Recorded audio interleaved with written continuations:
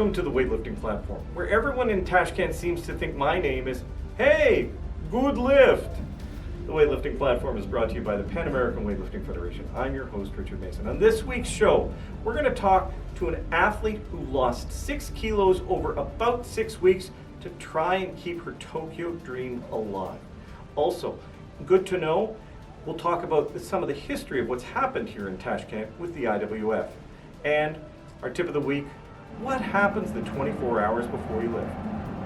But first, here are the headlines.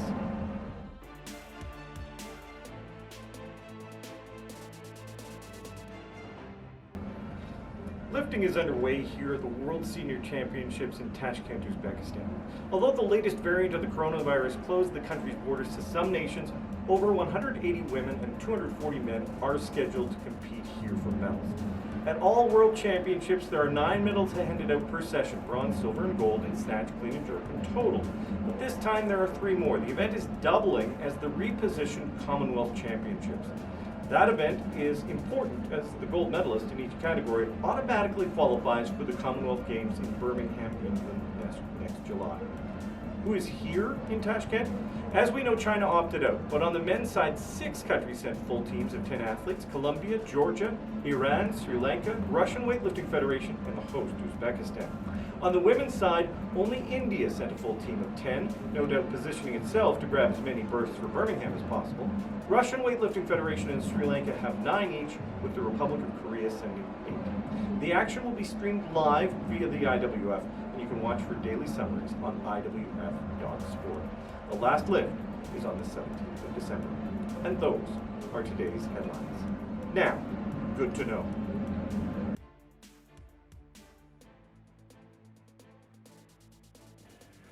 A complete change almost overnight, 5 weeks. Let's talk about it. But first, we always start with the same question. Welcome to the weightlifting platform. The first question is always, how did you find yourself with a barbell in your hands for the very first time? Yeah, I started like a lot of other people with CrossFit. And actually it was because I felt really bad when I had the bar in my hand. I was weak, really weak, and I want to be good at stuff. So then I started practicing, and then it like took over for the CrossFit, and then I just stayed. Now, have you forgotten all of the other CrossFit stuff, all of the cardio stuff? Is that all behind you now, or do you still dabble a little bit? I do a little. I have had some time where I haven't done that much pre to the Olympic qualification, but I like to move around in different ways. So yeah. Now, let's start with what's it like training in Denmark?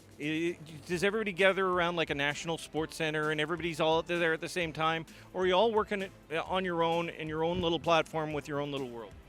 Denmark is a small country, so it's quite easy to move around if you want to train with others. It's like 2 hours and then you have been to the whole country, so that's kind of easy. But in the place I live, I have 2 of the other national team members, Catherine and Louise.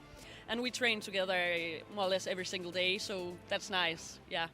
Now, how about coaching? Was your first coach still your coach? Who coaches you? How does that work?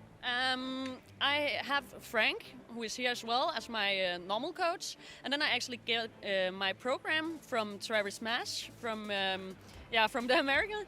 So, so he do the programming and like the technique stuff I get from Frank. So that works really good for me. Okay, we're on a platform. Let's talk a little bit about your time on the platform. Yeah. Your first meet was a European Juniors that I could look up. That was 2014. Did pretty well. You placed 12th, if I remember correctly. What was that experience like for you? Was it the first meet? Was it what you expected a first meet to be?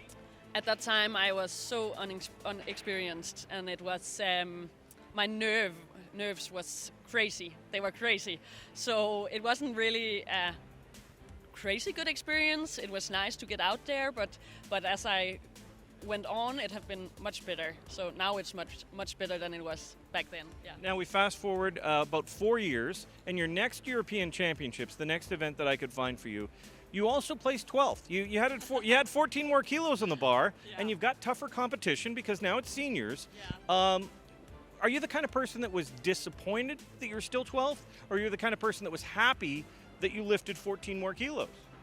That's a good question, actually. I always want to place higher, but I want to focus on myself. So when you're in competitive sport, you want to place high, of course, but the most important thing is myself, and I want to get better. So yeah, both. Both sides. Now, over the next couple of meets, 6 or 7 meets, you're competing at 58, you're competing at 55, and you're putting up numbers that are like 160, 163, 167, 169, all pretty much in that range. Yeah. And then a change. What happened? Were you sick of putting up 160 as a 58, 55, or was there Tokyo on the horizon? Because you went from one competition, 5 weeks later, you competed 6 kilos lighter at the Malta Open. Was Tokyo, or were you just trying to shake things up a little bit? Tokyo. You had a better shot as a 49 than as a 55 or okay. There's like Catherine also competing today in the same group, and she is better than me in the 55. So my only shot at going to Tokyo was to go down, and I didn't know what to expect because I'm not the strongest lifter. So I thought, okay, if I'm losing all that weight, it's not. I can't say if it's gonna be a good or bad idea, but it was the only shot, and I was like, oh hell, I'm gonna do this. How do you do it? How do you lose 6 kilos in 5 weeks? It was kind of it was crazy, the most crazy thing I have done, I think, in the sport.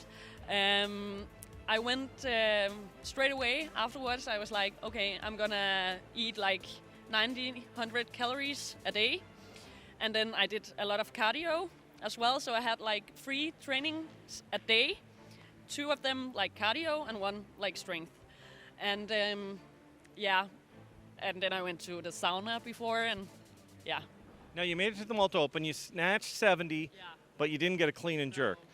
At that point, are you going, what the heck was I thinking? Or was it more like, okay, I expected this because I lost so much weight, there's no way I could have put up my regular numbers? Yeah, I of course I was disappointed. I went to do good. But the most important thing at that meet was for me to show up and weigh in because of the qualification. And then I knew I'm going to do better at Europeans. Now I'm down. Now I know how this is going to work. And then, yeah, I just looked forward. Now at the Open Championship later on, you did post a total. And remarkably, your total as a 49 was pretty much what your totals were as a 55 or a 58. That's a testament. That's tough to do. Yeah, it was nice. I have never felt that good before. I have never felt that focus in my entire life. It was great. It was a crazy experience. Now you're here. Yeah. You're 55. Yeah. Is this a permanent change, do you think? What's the strategy going forward for you? It was tough for me to go down like in such a long period. It ended up being because of the COVID. So my body was tired. I could feel like my body fat percentage was like 9. So that's quite low for a woman. So I knew I needed to go back up to get my body working like regular again. So that was that was why I'm up again, just to get who. So the thought is to go down again, but right now I just have to enjoy myself for a while and then get another focus for some time. Yeah. Well, thank you very much for taking the time to talk to us, but don't go away. We're going to put you on the clock next.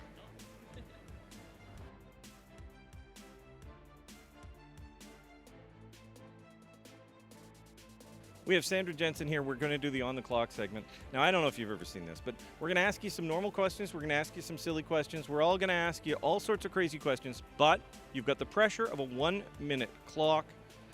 Are you ready? In 3, 2, 1. What's the best thing about Denmark that I don't know? The food. The food. Did not know that. Favorite song? Jesus, I don't know. Is that a hymn? I don't know, Jesus. Who sings that? I have actually no clue. Yeah. I'll let you off the hook this time. First app that you open in your phone in the morning? Instagram. Yeah. Instagram. What's your least favorite exercise? Cleans, I think. Okay. What's the favorite place that you've seen due to travel because of sport?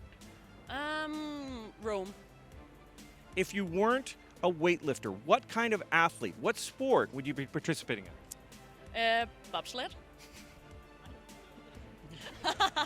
Are you fast enough you need to be fast and strong? Are you fast enough? Yeah, I'm fast enough. Okay, fantastic. That's it. We very much appreciate you taking the time. Our tip of the week is next.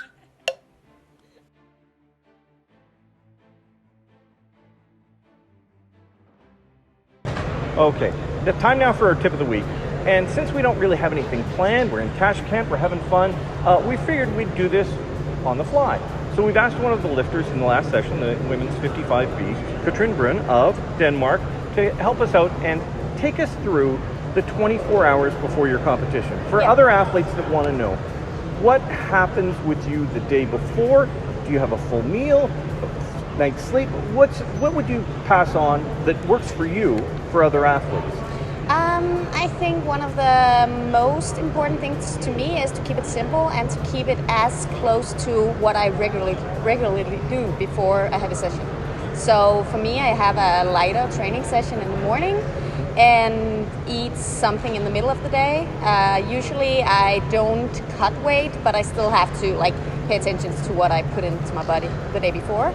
And then I go for a long walk and just try to do as much as I used to do before heavy sessions.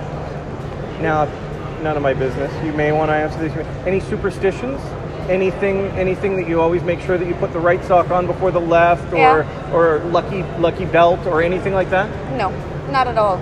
I'm I think it's because I have to, if I had any, and there was something that could do that I couldn't do it, that would be a problem. So that's why I've been very aware not to have anything. And I don't have that in training as well, so that would be different from my normal training schedule. So no, nothing. Perfect. Great idea. Yeah. And that's the tip of the week. Thanks for joining us for this week's edition of the Weightlifting Platform, brought to you by the Panamerican Weightlifting Federation. If you like what you see, please take the chance and bookmark us on YouTube. You can also like the IWF on Facebook, Instagram, and Twitter, IWF and ET.